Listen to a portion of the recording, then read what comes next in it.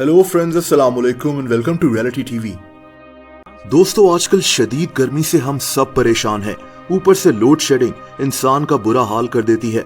लेकिन क्या आपने सोचा है कि हमारे मुल्क में इतनी गर्मी क्यों पड़ रही है? दोस्तों, पिछले 12 महीनों में हमारी दुनिया में 26 दिन ज्यादा गर्मी हुई है। ये दुनिया के हर कोने में देखा गया। हमारे मुल्क में तो मई के महीने में टेम्परेचर 50 से भी ऊपर चला गया था। इंडिया की कैपिटल दिल्ली में भी इन दिनों रिकॉर्ड टेम्परेचर देखा गया, 50 डिग्री सेल्सियस से भी ज्यादा। दुनिया भर में समुद्रों की सतह का टेम्परेचर भी बहुत ज्यादा हाई है। यहाँ तक कहा जाता है कि पिछला साल यानी 2023 हालिया तारीख का गर्म तरीन साल था और पता नहीं 2024 में क्या होने वाला है। अब ये सब कुछ आपको बताने का मकसद ये था कि सिर्फ हमारे मुल्क में ये मसला नहीं है, बल्कि दुनिया ओवरऑल गर्म होती जा रही है। आज से अगर 150 साल पहले का कंपैरिजन किया जाए तो हमारी दुनिया 1.36 डिग्री सेल्सियस गर्म हो चुकी है। लेकिन क्यों? इसकी वजह क्या है? दोस्तों, इसकी वजह हम सब हैं। आइए अब क्लाइमेट चेंज को समझते हैं। दोस्तों, पिछले 300 सालों में हमारी दुनिया में काफी चेंज आया है। इसकी वजह इंडस्ट्रियल रेवोल्यूशन है। अब आप सोचेंगे कि मैं क्लाइमेट चेंज की बात कर रहा था, तो ये इंडस्ट्रियल रेवोल्यूशन कहां से आ गई? मैं आपको समझाता हूं। देखिए, 1760 में यानी आज से तकरीबन 260 साल पहले बर्तानिया में इंडस्ट्रियल रेवोल्यूशन शुरू हुई। इसका आसान मतलब ये है कि लोग जो काम हाथों से करते थे, अब वही काम मशीन्स के जरिए किया जाने लगा। नई नई मशीन्स दुनिया में बनना शुरू हो गईं। इसकी शुरुआत टेक्सटाइल इंडस्ट्री से हुई थी, जहां कपड़े वगैरह बनाने में मशीन्स का इस्तेमाल होने लगा। इंडस्ट्रियल रिवॉल्यूशन इसी को कहते हैं।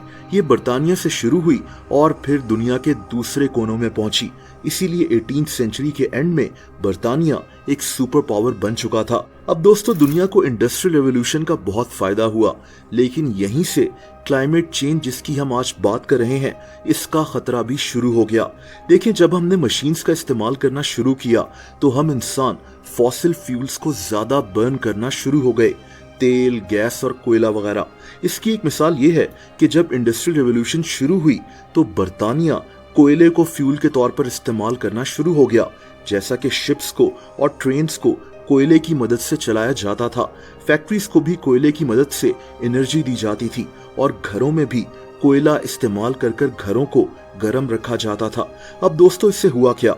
हुआ ये कि हमारी फिजा में कोयला जलने की वजह से गैसेस फैलना शुरू हो गईं, जैसा कि कार्बन डाइऑक्साइड और मीथेन वगैरह। इनको ग्रीन हाउस गैसेस कहते हैं, जो तेल, कोयला और गैस की वजह से हमारी फिजा में फैल जाती हैं। इसका नुकसान ये होता है कि ये गैसेस हमारी दुनिया को किसी कंबल की तरह लपेट लेती हैं।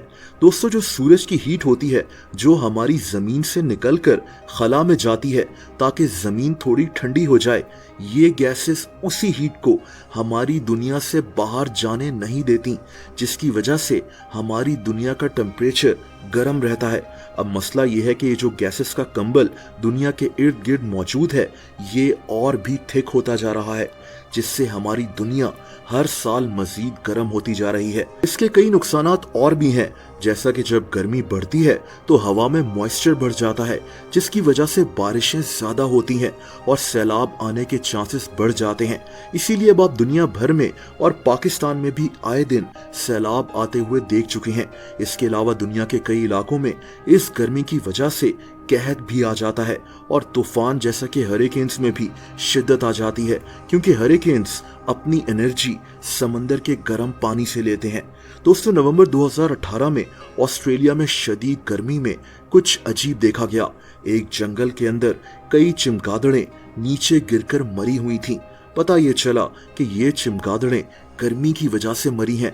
हालांकि चमगादड़ अपने आप को हीट में अडॉप्ट कर लेती है, लेकिन चमगादड़ भी इस शदीद गर्मी की लहर को बर्दाश्त नहीं कर सकी। 11,000 चमगादड़ें गर्मी की इस लहर में मारी गई थीं। यानी हम इंसान ही नहीं बल्कि जानवर भी क्लाइमेट चेंज का शिकार बन रहे हैं। अगर हम ग्रीनलैंड चलें, जो दुनिया का सबसे बड़ा जजीरा है, ग्रीनलैंड की 80% जमीन बर्फ से ढकी हुई है, लेकिन आज यहाँ भी क्लाइमेट चेंज के इफेक्ट्स देखे जा सकते हैं। यहाँ बर्फ पिघल रही है। ग्रीनलैंड जैसी बर्फीली जगह भी अब गर्म हो रही है। यहाँ इतनी गर्मी आज तक नहीं देखी गई। इस जगह सिर्फ 55,000 लोग रहते हैं। इन लोगों ने कभी सोचा भी नहीं था कि कभी ये इस बर्फीली जगह पर सब्जियां उगा सकेंगे, लेकिन आज ये यहाँ सब्जियां तक उगा रहे हैं। लेकिन दोस्तों, ये कोई मामूली बात नहीं है। अगर इसी तरह दुनिया में बर्फ पिघलती रही तो दुनिया भर में समंदरों में पानी का लेवल ऊंचा हो जाएगा।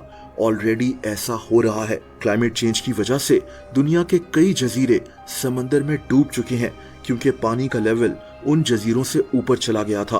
बहरहाल यही वजह है कि शदीद गर्मी की लहर सिर्फ पाकिस्तान में नहीं बल्कि दुनिया भर में देखी जा सकती है, और इसकी सबसे बड़ी वजह क्लाइमेट चेंज है।